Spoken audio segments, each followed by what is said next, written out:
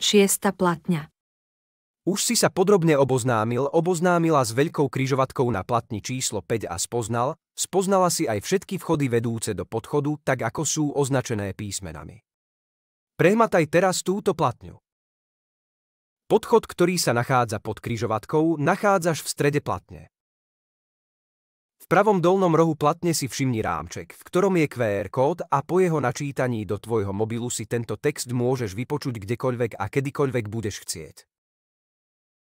Túto platňu by sme mohli prirovnať k hrncu zakrytému pokrievkou. Pokrievka by bola križovatka na povrchu, ktorú si už spoznala na platni číslo 5 a podchod by bol hrniec pod pokrievkou. Aby sme sa dostali do priestoru pod križovatkou, samozrejme ju nemôžeme so všetkým, čo k nej patrí a nachádza sa na platni číslo 5, teda s cestou, chodníkmi, zastávkami, priechodmi pre chodcov dať nabok ako pokrievku. Na to sú tu otvory, vchody do podchodu. Na platni číslo 5 si už rozpoznala vchody označené písmenami. Na tejto platni sú označené rovnakými písmenami, ale teraz by sme ich radšej nazvali východy, cez ktoré je možné po vstupe do podchodu výjsť z neho von. V každom prípade sú to rovnaké otvory, ktoré ľudia prichádzajúci zhora používajú ako vchody na to, aby vstúpili do podchodu. Pohybuj sa po povrchu tejto platne, ktorý zodpovedá úrovni križovatky, kde sa nachádzajú vstupy do podchodu pre chodcov. Začni pri pravom okraji platne v strede, kde hmatáš písmeno A v Braillovom písme. Nižšie nachádzaš písmená B a C, potom vľavo dole písmená D a E, asi v strede nad tým písmeno F, vľavo hore G a H a vpravo hore I a J. Vedľa každého písmena hmatáš zapustenú úzku plochu so schodmi, ktoré vedú tvoje prsty do hĺbky. Každá z týchto plôch so schodmi vedie do podchodu, ktorý nachádzaš v strede platne v podobe veľkej obdĺžnikovej prehlbenej plochy.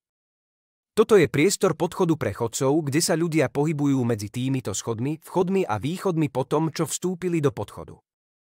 Podchod je potrebný, aby ľudia bezpečne prešli pod križovatkou všetkými smermi a potom ho opäť opustili. V strede podchodu hmatáš 8 stojacich červených paličiek. V skutočnosti sú to silné piliere, ktoré zabezpečujú statiku podchodu a držia a podopierajú celú plochu križovatky zdola. V dolnej časti podchodu medzi písmenami C a D prechádza podchod do širokej chodby.